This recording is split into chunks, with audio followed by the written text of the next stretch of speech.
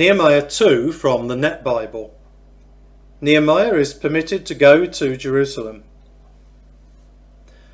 Then in the month of Nisan,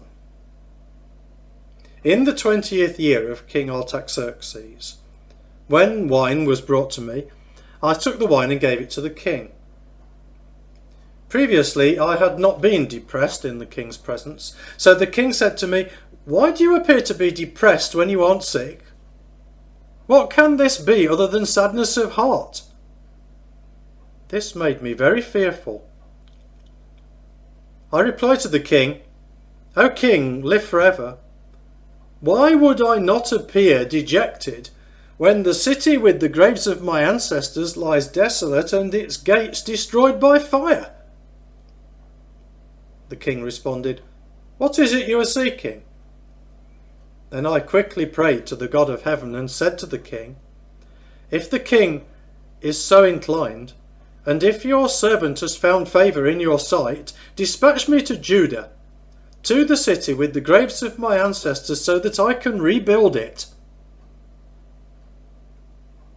Then the king, with his consort sitting beside him, replied, "How long would your trip take, and when would you return?" Since the king was amenable to dispatching me, I gave him a time. I said to the king, "If the king is so inclined, let him give me letters for the governors of Trans-Euphrates that will enable me to travel safely until I reach Judah, and a letter for Asaph, the keeper of the king's nature preserve, so that he will give me timber for beams for the gates of the fortress adjacent to the temple, and for the city wall, and for the house to which I go." So the king granted me these requests, for the good hand of my God was on me. Then I went to the governors of Trans-Euphrates, and I presented to them the letters from the king. The king had sent me with officers of the army and horsemen. When Sanballat the Horonite and Tobiah the Ammonite official heard all this, they were displeased that someone had come to seek benefit for the Israelites.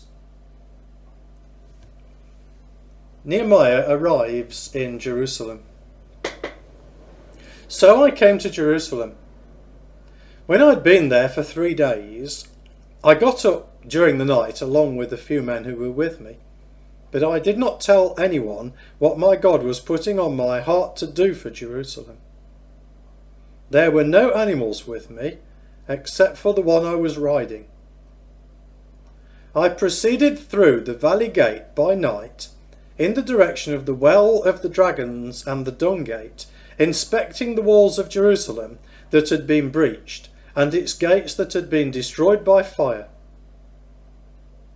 I passed on to the gate of the well and the king's pool, where there was not enough room for my animal to pass with me. I continued up the valley during the night, inspecting the wall. Then I turned back and came to the valley gate, and so returned. The officials did not know where I had gone or what I'd been doing, for up to this point I had not told any of the Jews or the priests or the nobles or the officials or the rest of the workers. Then I said to them, "You see the problem that we have. Jerusalem is desolate, and its gates are burned. Come on, let's rebuild the wall of Jerusalem so that this reproach will not continue." Then I related to them how the good hand of my God was on me and what the king had said to me. Then they replied, "Let's begin rebuilding right away." So they readied themselves for this good project. But when Sanballat the Horonite, Tobiah the Ammonite official, and Geshem the Arab heard all this, they derided us and expressed contempt toward us. They said, "What is this you are doing?